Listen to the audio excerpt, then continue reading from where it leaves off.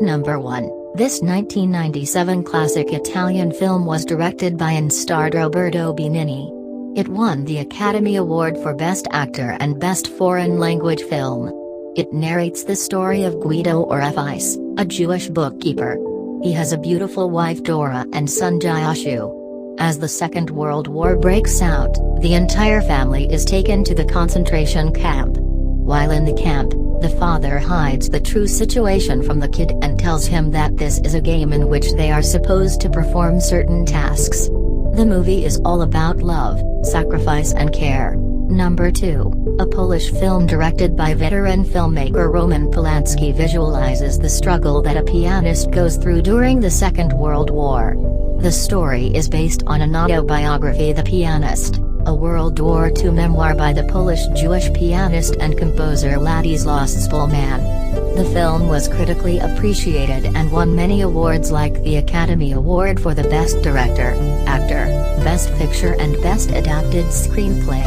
It also won the Palme d'Or Award at the Cannes Festival that year. The director, having lost both his parents in the perils of war, has put a spectacular show of human emotions through this film. Number 3. A Polish film directed by veteran filmmaker Roman Polanski visualizes the struggle that a pianist goes through during the Second World War. The story is based on an autobiography, The Pianist, a World War II memoir by the Polish-Jewish pianist and composer Ladisław Szpilman. The film was critically appreciated and won many awards like the Academy Award for the Best Director, Actor, Best Picture and Best Adapted Screenplay. It also won the Palme d'Or Award at the Cannes Festival that year. The director, having lost both his parents in the perils of war, has put a spectacular show of human emotions through this film. Number 4. Schindler's List, as you all know, is a Steven Spielberg film. The film was inspired by the novel Schindler's Ark by the Australian novelist Thomas Keneally. The film talks about Schindler, who saves many Jews by employing them in his company. It is often considered as one of the best Hollywood movie ever made. It won 7 Academy Awards of the 12 it was nominated for, including the Best Director. During World War II, Germany sent many of its native Polish Jews to the Krakow ghetto. At around the same time, Oskar Schindler lands up at the same place hoping to make fortune. He is a friend of Nazi Party, however, he employs many Jewish people in his factory and saves them from going to concentration camps. Number 5. Enemy at the Gates speaks about the Battle of Stalingrad, fought between the Nazi Germany and the Soviet Union. The film was written and directed by Jean-Jacques Annaud.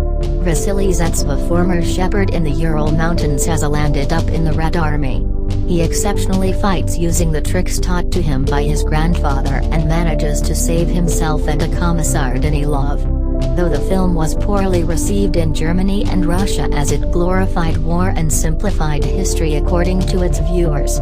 However, the movie is a definite watch as it narrates about courage, camaraderie and valor. Jude Law and Joseph Fiennes play the major role. What happens when romantic relationship happens mid-war? Watch Pearl Harbor to find out. The movie, directed by Michael Bay and written by Randall Wallace, won 4 Academy Awards. Danny and Rafe are 2 good friends who both grows up to be first lieutenants. Rafe is in love with Evelyn, a nurse working with the army. He leaves to join the Eagle Squadron while Evelyn and Danny are shifted with fellow soldiers to Pearl Harbor. Rafe is shot down over the English Channel and is thought to be dead. While Danny and Evelyn develops a romantic relationship. He helps her to get over the presumable death of Rafe. However, it turns out that Rafe isn't dead and Pearl Harbor attack happens around the same time. Watch to know what happens with the complicated love triangle. Number 7. Another Spielberg film on World War II, Saving Private Ryan, has always managed to top the list of war movies. The 1998 movie starred Tom Hanks and Edward Burns. The movie is set in the backdrops of Normandy invasion. The movie speaks about the suffering of American soldiers during the Normandy invasion. They are grieved seriously from their fight against the German army. Subsequently, the body of a dead soldier lying face down on the beach, with S. Ryan stenciled on the back of his pack, is found. Meanwhile, in Washington, D.C., at the U.S. War Department, General George Marshall is informed that 3 of the 4 brothers of the Ryan family were killed in action and that their mother is to receive all 3 telegrams on the same day. He learns that the 4th son, Private First Class James Francis Ryan, is a paratrooper and is missing in action somewhere in Normandy. Marshall, after reading Abraham Lincoln's Bixby letter, orders that Ryan must be found and sent home immediately. Number 8, an American-German film directed by Quentin Tarantino starring Brad Pitt, Christoph Waltz, and Melanie Laurent. It was nominated for 8 Academy Awards. It deals with a fictional alternate history of 2 plots to kill the Nazi Germany's political leadership.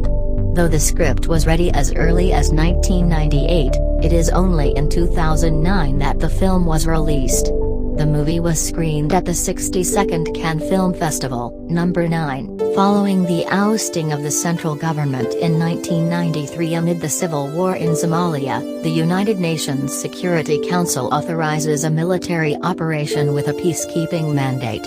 After the bulk of the peacekeepers withdraw, the Mogadishu-based militia loyal to Mohammed Farah Aidid declares war on the remaining UN personnel. In response, U.S. President Clinton deploys Task Force Ranger, consisting of 3rd Battalion/75th Ranger Regiment, Delta Force operators, and flight crew of the 160th SOR, to Mogadishu to capture Aidid, who has proclaimed himself president. To consolidate his power and subdue the population in the south, Aidid and his militia seize Red Cross food shipments. The UN forces are powerless to intervene directly. Outside Mogadishu, Rangers and Delta Force capture Osman Ali Ito, a faction leader selling arms to Aidid's militia. The US then plans a mission to capture Omar Saladelmi and Abdi Hussan Awalki Ibdat, 2 of Aidid's top advisors. Sergeant Dominic Pilla is shot and killed just as Struecker's column departs, and shortly thereafter Black Hawk Super 6-1, piloted by Chief Warrant Officer Clifton Elris Wolgett, is shot down by a rocket-propelled grenade. In the interim, Super 6-4, piloted by Chief Warrant Officer Michael Durant, is also shot down by a rocket-propelled grenade and crashes several blocks away. The end titles recount the immediate aftermath of the mission and end of U.S. military operations in Somalia. Michael Durant was released after 11 days of captivity, after which President Bill Clinton withdrew all U.S. forces from Somalia. During the raid, more than 1,000 Somalis and 19 American soldiers died. The names of the 19 soldiers who died, including Delta SGTS, Gordon and Shugart, who were the first soldiers to receive the Medal of Honor posthumously since the Vietnam War, were listed by name.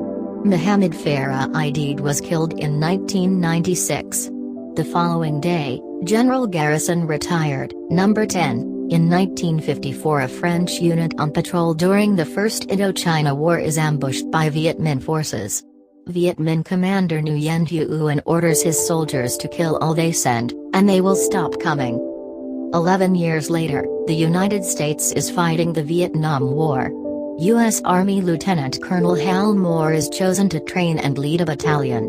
After arriving in Vietnam, he learns that an American base has been attacked and is ordered to take his 400 men after the enemy and eliminate the North Vietnamese attackers. Although intelligence has no idea of the number of enemy troops, Moore leads a newly created air cavalry unit into the Ia Drang Valley.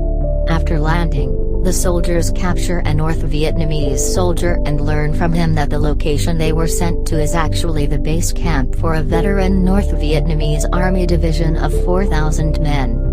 At the end of the film, it is revealed that the landing zone immediately reverted to North Vietnamese hands after the American troops had been airlifted out.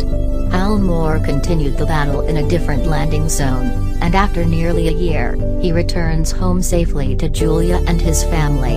His superiors congratulate him for killing over 1,800 North Vietnamese Army and Viet Cong soldiers.